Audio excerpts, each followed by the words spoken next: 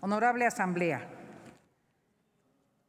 el propósito de esta intervención es aportar, aprovechar el motivo de la glosa del informe para invitar a todas las fuerzas políticas a que realicemos un análisis profundo, que no se quede en la superficie o se pierda en la diatriba de descalificaciones a ultranza o de elogios desmedidos que anulan la objetividad.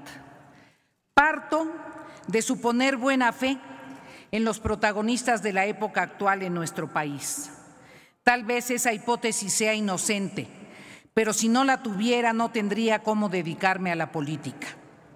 Y desde esa perspectiva, interpreto que la afirmación del presidente de la República, al expresar que en su gobierno primero los pobres, es verdadera, o al menos refleja la intencionalidad de lo que ha pretendido el régimen. De ahí que si siempre es estratégica la política social, en esta administración cobre mayor relieve. Pero veamos, ¿qué es lo que constituye la política social? Desde mi punto de vista, es el conjunto de políticas públicas que dan cumplimiento a los derechos sociales y que propician que una persona despliegue a plenitud sus capacidades humanas. Rechazo por reduccionista la posición que encasilla la política social en el combate a la pobreza y en modificar las cifras del número de pobres. Es inadmisible que millones de personas se encuentren atrapadas en el doloroso círculo de la pobreza, pero superarla solo es uno de los factores, de los más trascendentes de la política social, no el único. No se trata de que la gente solo sobreviva.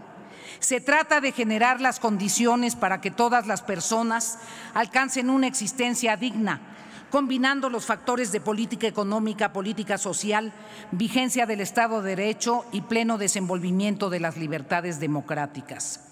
Si nos atenemos a una visión amplia de política social, comprenderemos que está integrada, entre otras, por la política educativa, la política de salud, la política de seguridad social, las políticas de atención a grupos sociales con mayores grados de vulnerabilidad, indígenas, discapacitados, mujeres en condiciones de violencia y otros, y las políticas específicas de combate a la pobreza. En ese sentido, propongo que el Senado de la República realice un seminario para profundizar en todos los aspectos de la política social y la coherencia existente entre los diversos programas. De previo y especial pronunciamiento, y siendo evidente la vinculación con el tema, subrayo el interés del senador Manuel Añorbe para que la atención a los daños causados por el sismo en la región de Acapulco y en el estado de Guerrero, más de 8,000 viviendas afectadas, unidades habitacionales, hospitales y escuelas, se atienda a la brevedad y se apoye a todos los afectados. Ya se ha discutido mucho si es pertinente o no la desaparición del Fonden. La naturaleza está cuestionando la decisión. No es solo un debate político. Se requieren mecanismos flexibles y expeditos que permitan atención a las emergencias. Vuelvo a la glosa. En pocos momentos de la historia de México, la misma realidad se ha visto con dos ópticas tan diferentes. Ello obedece, sin duda, a que toda la estrategia de comunicación gubernamental tiene un estilo apologético. Y si los datos de la realidad no se corresponden a esa descripción de logros, se omiten, o lo que es más grave, se distorsionan. No es de extrañar que otros segmentos de la sociedad reaccionen de la misma manera. A la pérdida de objetividad en los emisores, difícilmente se responde con objetividad. Ante la luz de comunicación laudatoria, trataré de que mi intervención subraye algunos temas cruciales de política social que, de no atenderse, ponen en riesgo el conjunto y pueden hacer que las afirmaciones alegres se derrumben. Política educativa. No podemos soslayar que la pandemia del coronavirus incidió definitivamente en el proceso educativo mexicano. Saludamos la capacidad de resiliencia del sistema educativo, el esfuerzo realizado para moverse de la modalidad de enseñanza presencial que predominaba en el sistema a otras modalidades virtuales y semipresenciales, Esta necesidad de adecuación inmediata evidenció varias debilidades en nuestra estructura educativa. En educación primaria, el 66% no tiene conectividad, el 55% en los planteles secundarios y el 56% en la educación media superior. También es muy grave la ausencia de agua potable corriente en un buen número de escuelas primarias y preescolares, que vuelve imposible aplicar las medidas sanitarias cuando las escuelas se reintegran a clases presenciales. Sería prioritario garantizar que todos los planteles educativos públicos del país tengan acceso a agua potable. En materia de deserción escolar, aunque con datos contradictorios, la SEP afirma que es el 2.5% de la matrícula. Otra autoridad mencionó alrededor de 5.2 millones de estudiantes entre 3 y 29 años que abandonaron la escuela. Las cifras son preocupantes. La deserción escolar es uno de los asuntos más complejos de la problemática educativa. De naturaleza multifactorial, vuelven nugatorios los esfuerzos del sistema para ofrecer educación. Es fundamental atender el problema. Pero quizá lo más relevante es que la sociedad mexicana merece conocer cuál es el aprovechamiento escolar de la población que ha recibido clases virtuales o presenciales.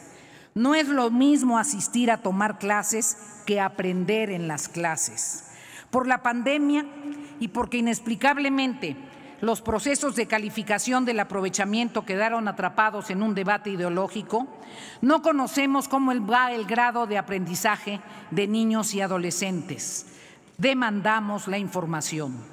Es necesario también disponer de información detallada y fidedigna sobre el destino de la prueba PISA. ¿Cuándo se aplicará o no se aplicará? ¿En dónde? ¿Qué autoridades serán responsables? Mucho lamentamos, en otro rubro, que el programa presupuestario E221, Escuelas de Tiempo Completo, haya desaparecido del PEF a partir de 2021.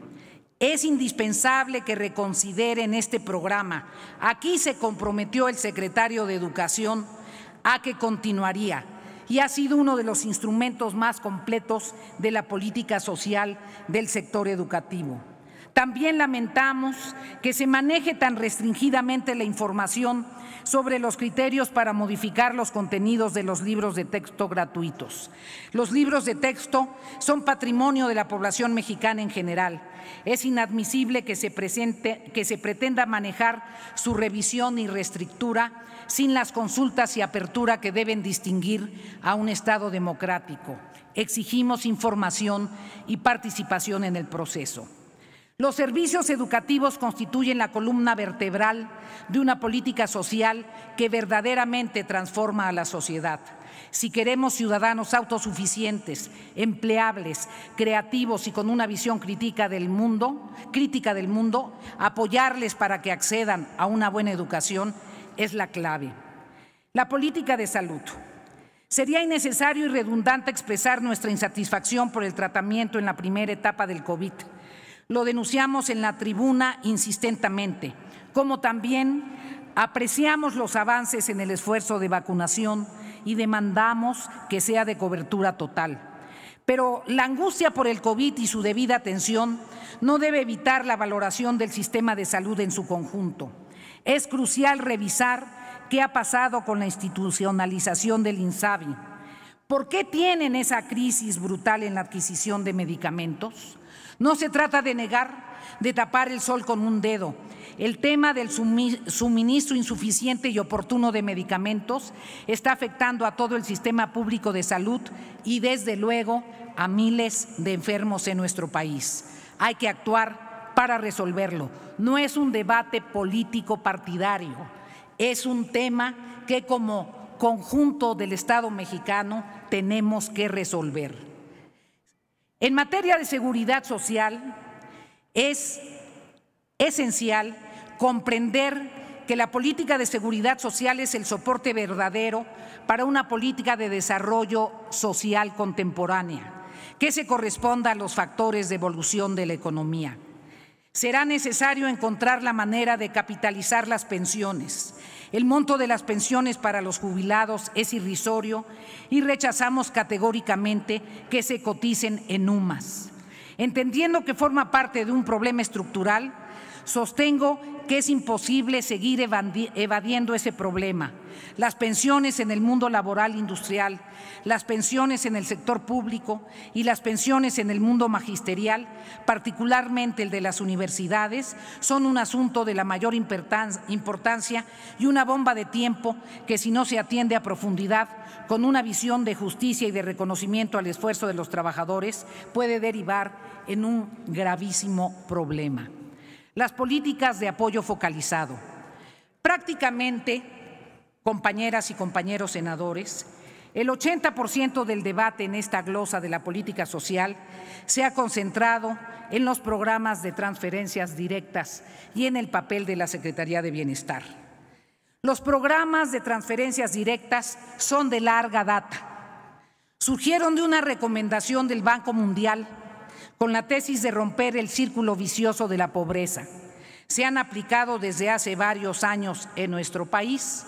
Por cierto, inició cuando el doctor Levy era subsecretario, y en otras regiones de América Latina. Tienen virtudes y defectos. En algunas zonas del mundo han sido exitosos, en otros han tenido menor eficacia. Senadora. Termino. No voy a abundar en los señalamientos que han hecho quienes han hablado sobre ellos, ni en las elegías que otros han expresado. Expreso mi visión. Las políticas de transferencia directa pueden ser condición necesaria, pero no suficiente para superar la condición de pobreza. Es indispensable que exista una estrategia de incorporación para la realización productiva de los sujetos sociales o la integración de una red sistemática de solidaridad social. Las políticas de transferencia directa requieren de un manejo transparente y de información generalizada, con criterios precisos y conocidos para su asignación. Si no sucede así, pueden convertirse en un instrumento clientelar de manipulación electoral que reproduce la dependencia. Es saludable definir horizontes de tiempo, apoyos transitorios que propicien la plena autonomía de los sujetos sociales. Lo recomendable es que las políticas de transferencia directa se conviertan en derechos consagrados para evitar cualquier tentación clientelar. Allí están algunas pautas para un debate de mayor profundidad, para las rectificaciones necesarias a la mitad del camino. Ojalá, si realmente la 4T quiere desarrollar una política social integral que favorezca que sea posible avanzar como sociedad para que todos puedan vivir con bienestar y alcancen mejores condiciones de vida, como lo dijo el presidente López Obrador en su tercer informe de gobierno, se atrevan a debatir con nosotros. Por el bien de México, espero acepten discutirlo.